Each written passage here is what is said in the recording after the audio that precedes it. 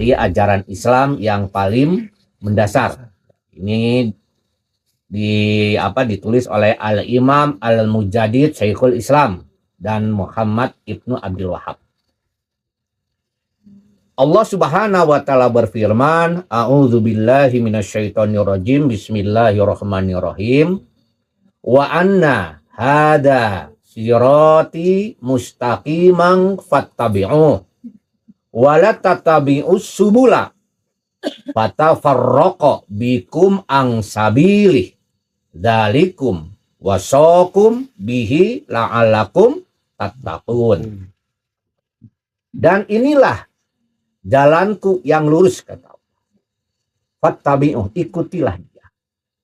Wala tattabi'u, janganlah kamu tattabi'us subula, mengikuti jalan-jalan yang lain. Sebab jalan-jalan yang lain itu fatafarraqa bikum, akan memecah belah kamu, akan memisahkan kamu dari ansabili, dari jalannya Allah Subhanahu wa taala. Dzalikum wasaqum bihi. Ya, ini diwasiatkan ya, agar kamu menjadi orang yang bertakwa. Jalan Allah itu cuma satu, tidak ada jalan-jalan yang lain. Maka kita harus mengikuti jalan itu. Gak boleh kita mengikuti jalan-jalan yang lain. Karena jalan-jalan ini mempunyai ciri yang khusus. Yang pertama, bagaimana kita mengenal jalannya Allah Subhanahu wa taala? Tujuannya. Tujuannya harus jelas. Kepada Allah Subhanahu wa taala dan meninggalkan syirik. Itu ya. Jalan Allah itu ya cuman satu, yaitu tujuannya kepada Allah dan meninggalkan syirik. Wala tusyriku bihi syai'a. Jangan mengikuti ya, jangan menyekutukan Allah meskipun hanya sedikit. Yang lain nggak musyrik. Ini cuma satu yang musyriknya, nggak boleh. Harus total. Ya, harus total, jangan melakukan kesyirikan sedikit pun. Sebagaimana dalam surat Al-Bayyinah ayat kelima, wa ma umiru illa liya'budullaha mukhlisina lahuddina hunafa. Ya. Jadi diperintahkan untuk apa? Umiru diperintahkan illa liya'budu, hanya kepada Allah untuk memurnikan mukhlisin ya lahuddin, memurnikan ya. Din yang hanif, yang lurus. Gitu kan? Nah, ini tujuannya. Jadi kalau ingin mengenal jalan yang lurus, yang bagaimana? Tujuannya kepada Allah, tinggalkan syirik. Sekecil apapun nggak boleh. Nah, terus bagaimana? Yang kedua, pelaksanaannya. Pelaksanaannya harus mengikuti Rasulullah Shallallahu Alaihi Wasallam. Jangan mengikuti kebanyakan manusia. Jangan mengikuti pendapat-pendapat yang katanya baik, khair. Ya, ikuti karena ada dalilnya. Ya, di dalam al-hadis. Gitu kan? Gitu. Maka Rasul menyatakan, ya dalam sabdanya, man amila amalan laisa alaihi amruna bahwa raddun. Barang siapa yang beramal atau tidak mengikuti apa yang dicontohkan oleh Rasulullah, tertolak. Tertolak. Jadi nggak boleh kita mengikuti jalan-jalan atau pendapat-pendapat orang banyak. Apalagi ini khair, itu khair. Seperti kemarin, setiap satu Muharram diwajibkan minum susu. Saya tanya, ini dalil dari mana? Dari Habib. Wah, ini sesat ini. Ya, nggak ada. Rasulullah menyuruhkan setiap satu Muharram minum susu. Itu mah kayaknya Habibnya jualan susu. Nah, ini kebatilan ini. Nggak boleh. Ada dalilnya nggak? Ya, ada, kerjakan. Nggak deh. Meskipun kata orang baik, kata orang khair, nggak ada, nggak bisa. Nah, ini yang disebut jalan yang lurus. Meskipun yang ngomongnya, gitu kan, ya udel-udelnya itu segede ban Vespa, yang suka diulet-ulet ke kepalanya itu, ya. Meskipun dia ngomongnya ini khair, nggak ada dalilnya, tolak, nggak, itu aja. Makanya tadi ada yang bertanya tentang hadis doif. Hadis doif itu bisa dipakai kalau bukan untuk ibadah. Misalnya untuk akhir zaman. Karena tidak ada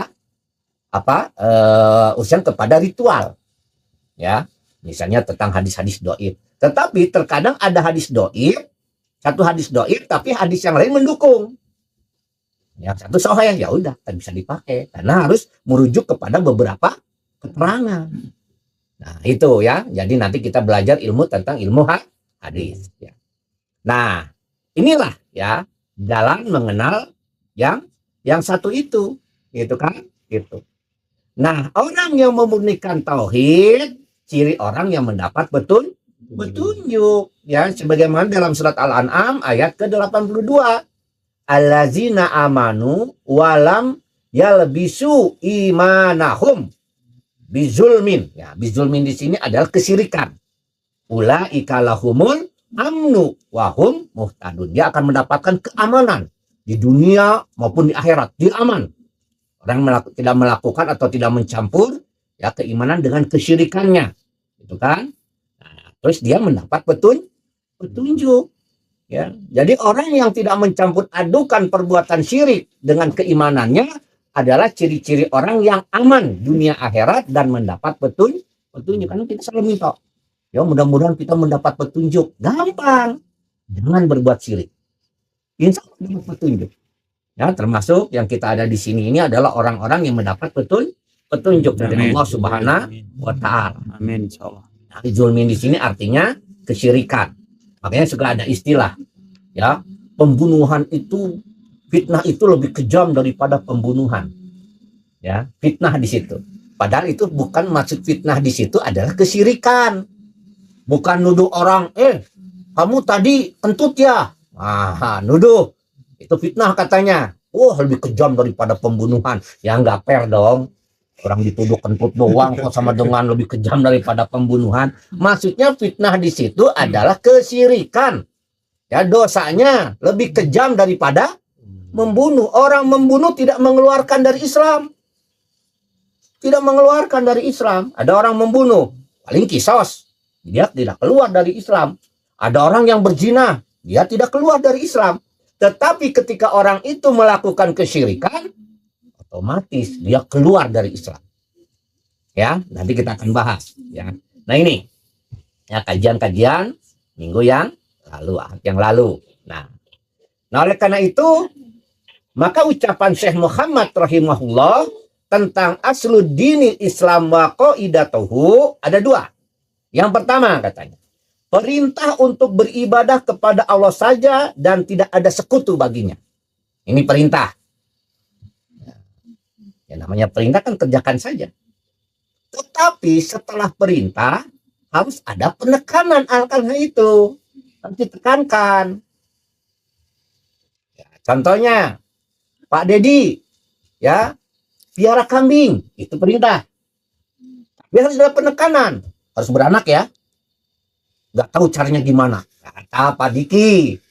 Ya, itu penekanan namanya. Begitu pula tentang permasalahan kesyirikan. Ya, itu. Yang pertama misalnya Allah Subhanahu wa Ta'ala memerintahkan di dalam surat Al-A'raf ayat ke-33. Ya. Qul innama harrama rabbiyal fawahisha. Katakanlah Tuhanku hanya mengharamkan perbuatan yang keji, fahisah.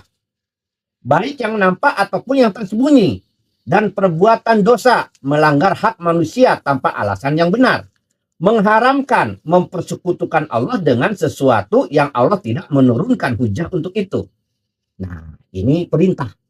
Tetapi dalam ayat yang selanjutnya, ini surat Al-A'raf ayat ke-33, ayat Az-Zumar ayat ke-65, penekanan. Apa penekanannya? Walaqad uhiya ilaika wa ilal ladzina min qablika la in asrafta la yahbatanna amaluka wala takunanna minal khasirin.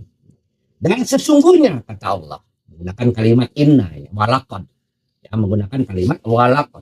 Dan sesungguhnya telah diwahyukan kepadamu dan kepada nabi-nabi yang sebelummu, jika kamu mempersekutukan Tuhan, niscaya akan hapuslah amalanmu dan tentulah kamu termasuk orang-orang yang merugi. Nah, ini penekanan. Tadi perintah, setelah itu ada penekanan. Setelah ada penekanan, harus ada yang namanya muwalah, melakukan loyalitas di dalamnya, kecintaan full. Jadi kalau ada yang berbuat syirik, harus marah. Harus marah. Depan kita ada orang berbuat syirik, harus marah kita. Ya. Bukan diam aja. Kalau kita nggak marah melihat orang sedang melakukan syirik, berarti ketauhidan kita masih harus diperbaiki. Ya, sebagaimana ketika kita melihat perbuatan zina di depan mata kita. Marah kan? Nah, kalau marahnya masih kalah dengan perbuatan zina, berarti belum benar tauhidnya. Ya. Gitu kan? Nah, ini. Dan setelah itu, setelah kau melakukan loyalitas atau yang namanya wala di dalamnya, kamu harus melakukan barok kepada pelakunya dan perbuatan syiriknya, yaitu dengan mengkafirkan orang yang meninggalkan tauhid. Nah, kalau ada orang yang meninggalkan tauhid, kafirkan saja sudah. Karena begitulah. Ya. Misalnya ada orang, ya, tetangga kita, ya, naruh sesajen. Terus kita tanya, untuk apa kamu menaruh sesajen itu di bawah pohon? Ini supaya kampung kita nggak diganggu oleh jin, ya, supaya mendapatkan keamanan. Ya, terus kita nasihatin, tahu nggak kamu itu perbuatan syirik? Ya. Terus dia menolak, kita kafirkan sudah. Jangan ragu-ragu, karena bahaya kalau tidak mengkafirkan orang yang sudah jelas kekafirannya, bahaya. Ya, nah ini yang pertama. Yang kedua, peringatan dari melakukan syirik dalam ibadah kepada Allah. Peringatkan, ya, jangan berbuat syirik. Nah, itu kan Muhammad Qasim begitu kan? Jangan berbuat syirik. Ini peringatan. Ya. Terus yang kedua, yang selanjutnya, kecaman yang keras dalam hal itu, kecam orang itu. Yang ketiga, apa yang selanjutnya, melakukan barok permusuhan di dalamnya, dan selanjutnya mengkafirkan orang yang melakukannya. Nah, ini tentang masalah sujud. Ya, jadi yang pertama apa? Perintah untuk beribadah kepada Allah Subhanahu wa Ta'ala. Yang kedua adalah yang kemarin kita bahas adalah penekanan akan hal itu. Ya. Yang ketiga melakukan muawalah, melakukan loyalitas di dalamnya. Ya, gitu kan? Gitu. Ya. Itu. Terus apalagi? Ya. Hukum mencintai orang musyrik atau kafir karena alasan keyakinan kekafirannya kita jadi kafir nantinya. Hati-hati. Ya. Ada orang nasionalis, sosialis, terus kita kagum terhadap terhadap keyakinan kekafirannya. Dia ada seorang sosialis yang hebat, maka kita kafir. Kafir. Karena kita kagum kepada paham kesyirikannya. Nggak boleh orang beriman itu. Ya, begitu tegasnya Allah Subhanahu wa Ta'ala memisahkan. Ya, hati-hati ya. Ini tauhid ini, bukan main-main. Gitu kan? Wah, Allah maha ngahampura iya, tuh bisa gitu. Gitu kan? Nah, terus apa? Ya, kalau kita akhirnya kagum, ya, mencinta orang musyrik, maka lepaslah pertolongan dari Allah. Benar. Maka kata Muhammad Qasim bagaimana? Umat ini tidak akan ditolong. Kenapa? Pertama, kagum kepada kesyirikan. Yang kedua, berwala kepada orang kafir. Maka nggak pernah ditolong. Nggak pernah ditolong oleh Allah Subhanahu wa Ta'ala. Ini dalilnya jelas dalam surat Al-Imran ayat ke-28. Janganlah orang-orang mukmin mengambil orang-orang kafir menjadi wali dengan meninggalkan orang-orang mukmin. Siapa orang mukmin itu? Orang mukmin itu adalah orang yang memulai keimanannya dari yakfur bitogut wa yu'min billah, dan meninggalkan perbuatan syirik kepada Allah Subhanahu wa Ta'ala. Ya, di mana syirik dan Islam itu adalah dua kontradiktif yang saling berlawanan. Ya. Dalam istilahnya ada namanya didan. Didan itu artinya dua objek yang saling berlawanan. Ya. Ada juga nakidon. Kalau nakidon itu ya tidak akan pernah bertemu seperti siang dan malam. Jadi kesyirikan dengan keimanan itu seperti didan. Ya, artinya akan saling bertolak belakang. Ya, seperti air dengan minyak. Nah, gitu kan? Air dengan minyak. Ini. Ya, gitu kan? Ya, air dengan minyak. Begitu. Seperti air dengan minyak. Nah, ini namanya didan. Yang kedua, gitu kan? Nakidon. Tidak akan pernah bertemu antara kesyirikan dengan keimanan. Kalau kesyirikan datang, maka keimanan pergi. Kalau keimanan datang, kesyirikan harus pergi. Begitu. Ya, kalau bercampur gak bisa. Ini, ya, ini artinya, gitu kan. Nah, jadi Islam dan syirik dua hal yang kontradiktif. Bagaimana para nabi, ya, para anbiya dulu, ya, memperingatkan tentang bahaya kesyirikan, mengajak manusia kepada agama tauhid. Maka diutuslah para nabi karena manusia itu ya telah melakukan kesyirikan. Jadi dari zaman Nabi Adam itu belum ada kesyirikan. Ya, setelah meninggalnya anak-anak Adam, Suwa, Yagud, Ya'ub dan Nasr, ya beralih kepada masa periode Nabi Nuh, mulai kesyirikan itu terjadi. Diutuslah Nabi Nuh alaihissalam. Ya, ternyata 950 tahun hanya berapa pengikutnya? Hanya 11 orang. 950 tahun 11 orang. Ya kata Allah, habisin aja deh.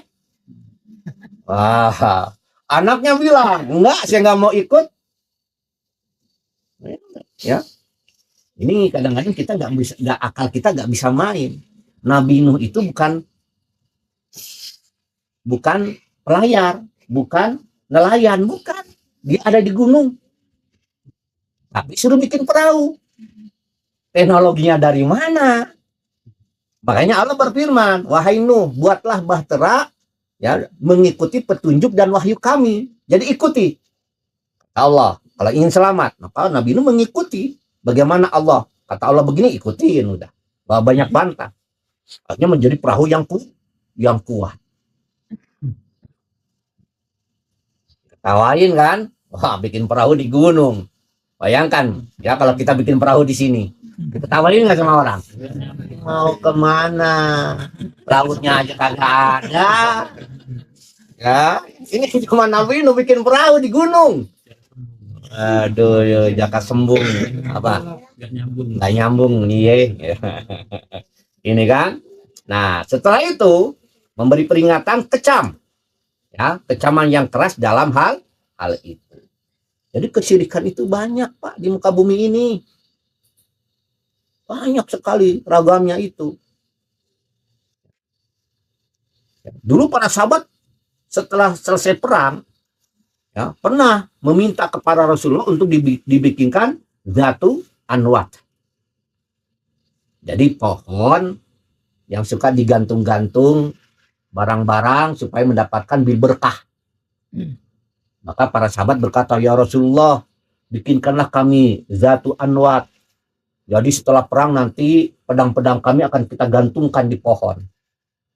Maka Rasul bersabda, ya, apakah kamu mau mengikuti kaumnya Nabi Musa? Katanya. Ya, yang meminta kepada Musa untuk dibikinkan patung anak sapi, kan kurang ajar. Udah diselamatkan oleh Nabi Musa dari cengkaman Firaun, tiba-tiba minta dibikinkan patung anak sapi, kurang ajar. Nah, kita jangan seperti kaumnya Nabi Musa, minta dibikinkan berhala.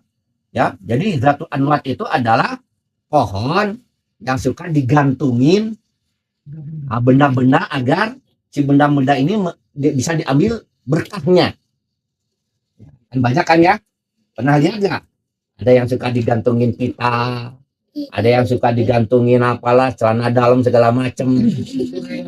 Gembok. Ya, baru gembok. Ya, pernah lihat kan? Berawat cintanya. Ya, katanya ini merawat cinta supaya kuat dengan gembok. Ya, kan ada kan? Nah, begitu. Itu namanya zatu anwat. Ya gitu kan?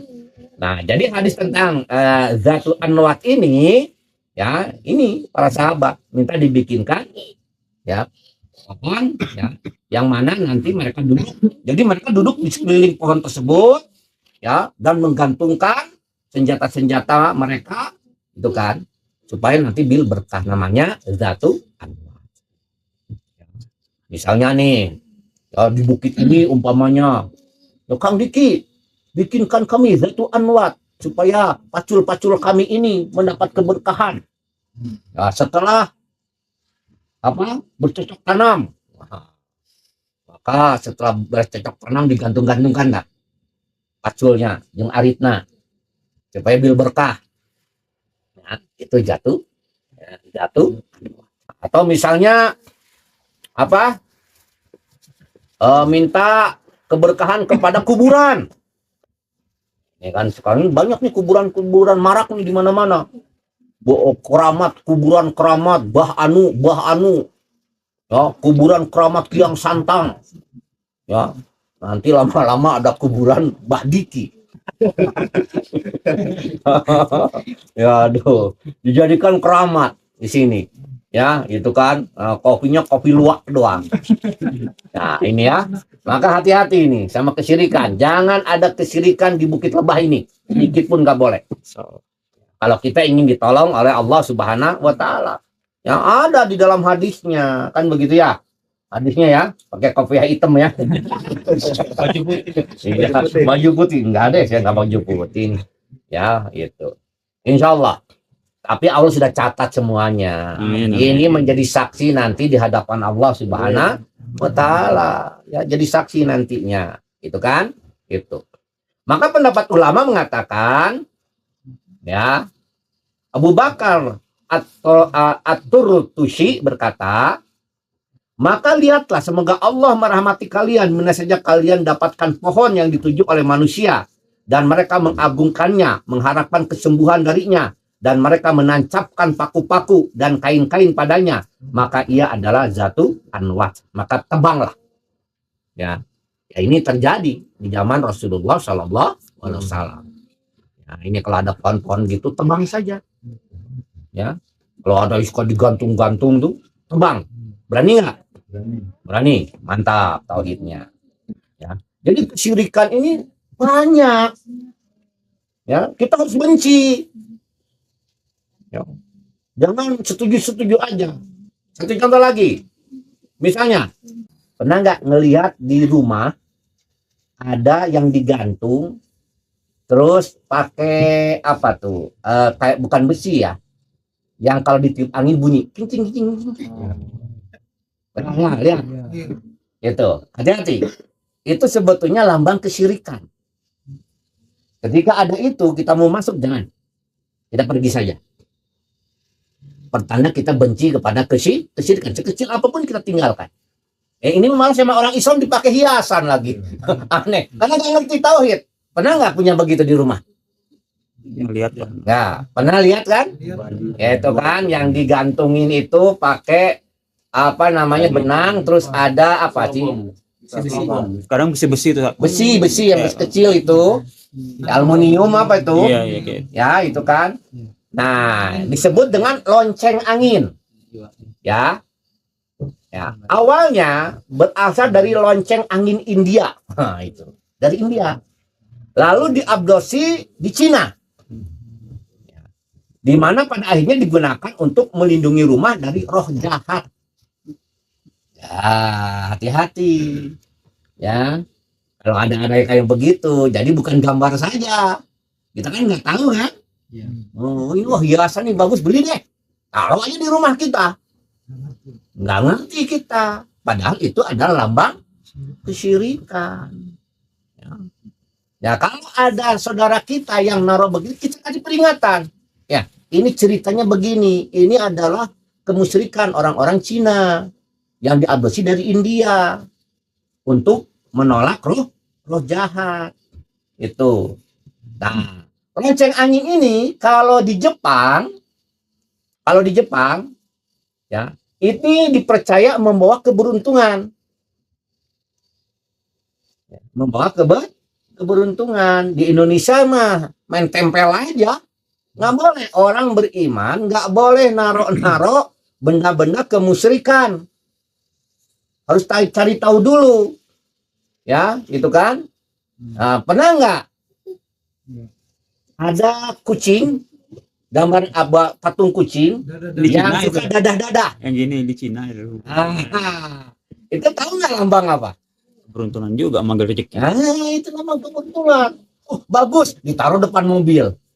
Kan bego. Saya pernah. Pak Haji. Nah, saya pakai mobilnya Pak Saiful. Terus ada gambar begitu, ada patung itu depannya. Saya ambil, saya lempar keluar. Ya, depan orangnya, depan yang punya mobilnya. Kenapa dibuang? Ente tahu nggak ini musyrik? Kita taruh aja, kata saya itu. Ini lambang kesyirikan. Begitu, ambil, buang aja. Oh, itu bagus, dapat oleh-oleh dari Jepang. Masa bodoh? Karena orangnya bertauhid ngerti. Saya lempar juga karena dia bertauhid, cuman dia nggak ngerti itu apa. Saya terangkan, ini adalah kesyirikan. Ya, nggak boleh dipakai. Nah, begitu ya. Itu nggak boleh dipakai ini. Hati-hati ya, banyak kesyirikan-kesyirikan yang dilakukan oleh manusia zaman sekarang. Jadi kita jangan sampai terbawa arus ini, karena nggak ngerti. Itu taunya togut doang. Padahal yang kecil-kecil itu banyak kesyirikan itu. Ya, itu. Ya. Pernah juga melihat ada apa namanya jaring penangkap mimpi. Dreamcatcher. Nah, tuh dia hafal banget ya. Saya curiga ini. Kayaknya dia ini bukan penjualnya. Penyusup, Pak. Penyusup. Apa? Dreamcatcher. Jadi menangkap mimpi. Oh, saya ingin menangkap mimpinya Muhammad Qasim. Pasang itu di rumah. Musyrik nantinya. Dari Indian itu. Dari tuh apa?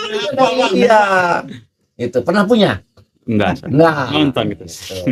Nah, itu kesyirikan. Itu biasanya gambar apa bentuknya tuh kayak apa kayak hiasan gitu ya. Iya, Kayak dipajang. anyaman begitu. Dari Indian itu. Dari Suku India ya. Indian. Betul. Indian saat bukan Indian. Indian. Oh, suku Indian dari Amerika itu. Iya. Oh, Abu. iya, Dreamcatcher ya. Makanya hati-hati nih, banyak kesyirikan-kesyirikan itu. Ya dari Iya. dulu, dari zaman Nabi Nuh sampai sekarang bukan 1000 lagi. Di Mekah saja saat itu sudah ada 360 patung. Kalau sekarang berapa? Aborigin. Jutaan dong. Ya. Makanya Kang Diki bilang, saya udah nggak betah di kota katanya banyak kesyirikan. Betul. Ya. Tapi kita harus paham mana kesyirikan ini yang lain. Oh, ini nih. Jangan sekali-kali akhirnya kita beli nih Kang Diki bagus nih, taruh di sini nih. Nah, apa tuh? Wine Champs itu kan penangkap apa? Lonceng angin. Bagus nih kalau di sininya dipasang. Nah, jadi ramai kecil. Padahal ya itu adalah kesyirikan ya. Nah, itu ya. Itu atau yang barang-barang dari Cina tuh nggak boleh tuh, yang patung-patung begitu nggak boleh diadopsi oleh kita ya.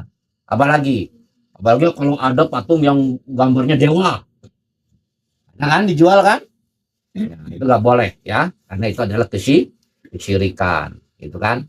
Nah, jadi kita harus apa, melakukan permusuhan di dalam musuhi itu semua, bukan setuju aja. Kalau ada kesyirikan sekecil apapun musuhi, nggak boleh. Ya, seperti saya tadi bilang, ada di mobil saya lempar keluar. Ya, ini mobil nanti nggak berkah ini, malaikat nggak mau, gitu ya. Atau di mobil ada gambar anjing yang kepalanya tuh bisa goyang-goyang. Bagus ya, bagus. Ya buang aja itu. Ya, nggak ada manfaatnya itu kan, gitu. Maka Allah Subhanahu wa taala berfirman, ya, Ketika kita harus melakukan permusuhan di dalamnya, ya sampai nanti ketika sudah tegaknya la ilaha illallah dalam surat At-Taubah ayat kelima, kalau sudah tegak nih, nanti pasukan Al-Mahdi kan memerangi Dajjal, ya, maka perintah ini mulai datang. Apa? Maka bunuhlah orang-orang musyrik itu. Wah, tapi jangan sekarang. Sekarang mah belum Belum waktunya. waktunya. Dan tangkaplah mereka, kepunglah mereka, dan intailah di tempat pengintaian. Begitu Allah tuh benci kepada orang musyrik. Ya, ini perintahnya dari Allah. Ya, dalam surat At-Taubah ayat ke-5. Dalam surat Al-Anfal ayat ke-39, dan perangilah mereka. Ya, faqatiluhum hatta la takuna fitnah. Dan perangilah mereka supaya jangan ada fitnah, jangan ada kesyirikan, dan supaya agama itu semata-mata untuk Allah. Jadi fitnah di sini maksudnya adalah kesyirikan. Makanya kalau ada fitnah lebih kejam daripada pembunuhan, maksudnya kesyirikan itu lebih kejam daripada pembunuhan dosanya. Ya, jangan salah kaprah ya. Oh ya, jadi kalau ada orang yang nggak kentut, kita fitnah kentut, wah lebih kejam daripada pembunuhan. Kentut aja kalau lebih kejam. Ya, itu mah dosa saja. Ya, yang dimaksud lebih kejam daripada pembunuhan itu adalah fitnah bentuknya kesyirikan. Itu kan? Itu. Ya. Nah, sekalipun ya yang melakukan itu orang yang terdekat.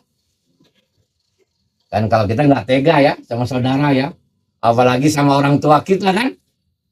Nah, ketika melakukan kesyirikan, di dalam surat Mujadilah ayat ke-22, kamu tidak akan mendapati suatu kaum yang beriman kepada Allah dan hari akhirat saling berkasih sayang dengan orang-orang yang menentang Allah dan Rasul-Nya. Menentang di sini ya, menentang Allah dengan melakukan kesyirikan, ya, dan Rasulnya melakukan kebid'ahan. Sekalipun orang-orang itu bapak-bapak atau anak-anak atau saudara-saudara ataupun keluarga mereka, ya, ataupun keluarga mereka, nggak boleh. Tetapi boleh berbuat ahsan, berbuat baik boleh. Tapi ketika kerangkanya sudah akidah, nggak bisa. Kepada orang tua harus ahsan, berbuat baik, hormat. Ya. Tapi ketika orang tua mengajak kepada kesyirikan, tolak. Nggak bisa. Ya. Jadi ini harus dipisahkan nih. Ya. Jangan sampai dicampur aduk. Kepada orang berbuat syirik, kita harus barok. Berlepas diri. Tetapi ada perintah Allah namanya ahsan, berbuat baik. Ya, itu. Jangan setiap ada orang musyrik digebugin kepalanya sama kita, dipukulin. Bukan begitu. Bukan begitu. Nasihatin, ceramahin. Kalau dia menolak, pergi saja sudah. Begitu. Tapi kita harus berbuat ahsan, baik. Ya, kalau ahsan tidak terikat oleh kecintaan dan kebencian, ahsan itu. Kepada dukun kita benci nggak? Benci kan? Terhadap perbuatan syiriknya. Tapi ketika dukun itu celaka di motor dan cuma kita saja yang ada di situ, menolong nggak? Menolong, karena berbuat ahsan. Nggak begini, dukun, gua males nolongnya. Nggak boleh. Mentang-mentang harus barok, jadi akhirnya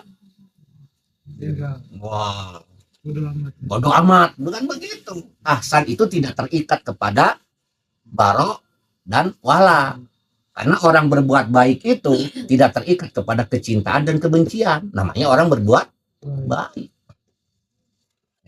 Yang kita benci perbuatannya. Perbuatannya, kebuatan syiriknya. kita benci. Tapi kalau dia celaka, kita harus berbuat ahsan. Gitu. Ya. Tetangga kita orang musyrik, kita harus barok kan? Benci kan kepada kesyirikannya dan orangnya kan? Tapi ketika di depan kita ini ada got yang macet, yang bau, kita harus gotong royong. Maka saling membantu. Ya, namanya berbuat ahsan. Ya, jangan begini, masa bodoh deh. WC-nya apa? Tempat ini orang musyrik ini, jangan begitu. Karena ada perintah dari Allah berbuat ahsan. Jangan seperti akidahnya iblis. Iblis ini tauhidnya hebat. Kata siapa iblis gak tauhidnya hebat? Kalau ingin belajar tauhid ke iblis. Dia udah berdialog dengan Allah. Iblis punya satu konsep, tidak mau sujud kepada makhluk. Betul kan? Nah, ya Allah uji. Kata iblis, kata Allah, sujud kamu kepada Adam. Karena tauhidnya tinggi, nolak. Dia enggan. Enggak. Saya nggak mau sujud kepada Adam. Dia makhluk. Saya hanya mau sujud kepada Allah. Dia lupa bahwa itu perintah Allah. Allah merintahin. Ya. Lalu Allah bertanya, kenapa kamu enggan sujud kepada Adam? Timbullah takaburnya. Wah, ngapain saya sujud ke tanah? Saya dari api lebih baik. Begitu ya. Gitu. Jangan seperti iblis.